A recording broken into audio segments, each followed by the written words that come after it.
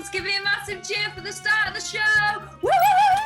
Drop in to the online comedy club, the COVID Arms, and you'll find landlady Kiri Pritchard-McLean introducing a host of stand-ups. And while they do their gigs, the club has so far raised more than £100,000 for charity. One of the things about lockdown is that you get to know your kids a lot better because you're with them 24/7.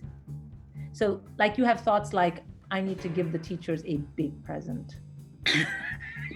But doing stand-up without being able to hear the audience's reaction is a tough gig, and you really have to craft your routine carefully.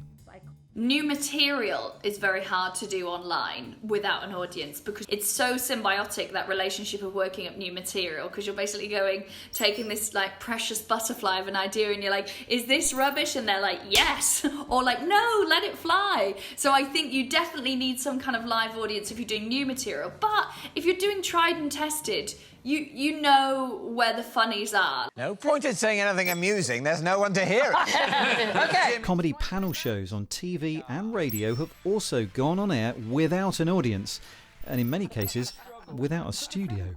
I just realised, weirdly, I've never actually been to your house. Oh, that's true. Well, we're certainly not going to be inviting you round anytime soon, Nish. Yeah, because of the lockdown. Sure.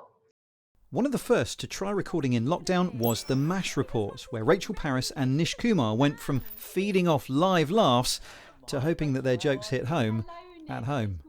As a performer, oh man, I miss the audience so much. And I can tell the difference between my performances when I'm in front of a live audience and when I'm not. And when you've got an audience, just this light comes on. It's Rachel Parris and Marcus Brigstock!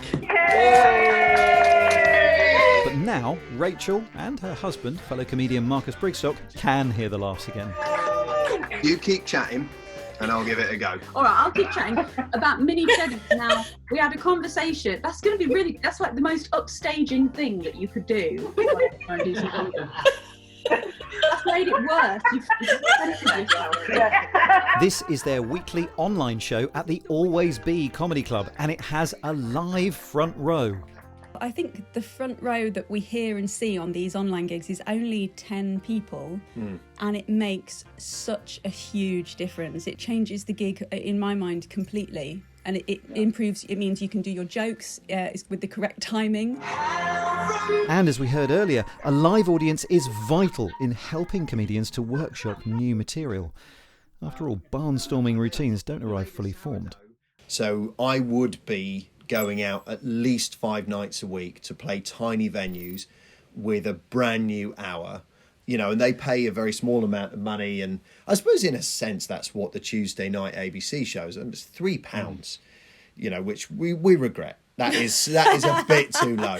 But it's £3 of us tumbling through a string of ideas, some of which will turn into, hopefully, great and long-lasting routines that we do for the next year. But James Gill is the MC and warm-up for the couple, and he's found that there are certain hazards to having an audience who are live in their own living rooms. 2 of our regulars, and they're such lovely people, but they've got a dog. And so a couple... Again, you don't get this at the Palladium. But a couple of times, a comedian, might be in the middle of a set, and you can hear... And so I know that Tim, quick as a flash, is finding that box, clicking mute. This is a different world for comedians who are so used to a mic, a stage, and very little else. And some are experimenting. I say.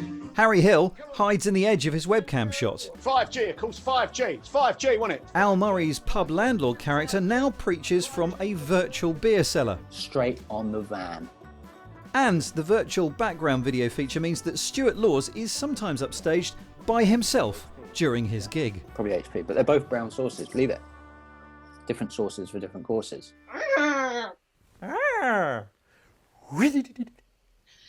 And some comedians have gone even more interactive. Beautiful, great. So this is how comedian Monica Gaga teaches improvisation in online lessons. She's also part of an online improv show called Hell Yeah, where the lineup react and improvise with each other remotely. It's a skill, she says, which is useful in life and work, as well as on stage.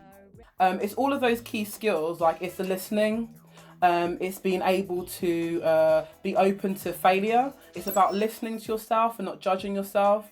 And also it's about playing and creativity, something that I find as an adult, we kind of condition ourselves out of.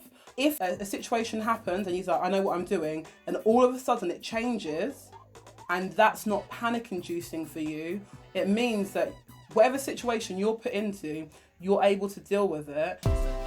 Comedy clubs are now starting to reopen, and the comedians that I've spoken to are gagging to get back to them. But online gigs may just stick around. One thing that's come out of this is I think that when and if my tour comes back, I will have a digital date on the tour. Also, it means that, you know, anyone who wasn't able to get a babysitter that night or whatever, or, you know, has anxiety, gets to go and see it as well. But if anyone can visit a gig anywhere in the world, it does cause a problem for comedians who are still honing their acts. You're just blasting through material. You know, when I do a tour, each night is special and you talk about where you are and all the rest of it. Broadly speaking, I do the same show every time with some stuff that's special to that night. Well, you can't do that online. And therefore what you develop, that's true. You know, it can't get good in the same way. Because you can't repeat it. But who knows? Maybe a new generation of live comics will be born out of this situation who can make the medium work in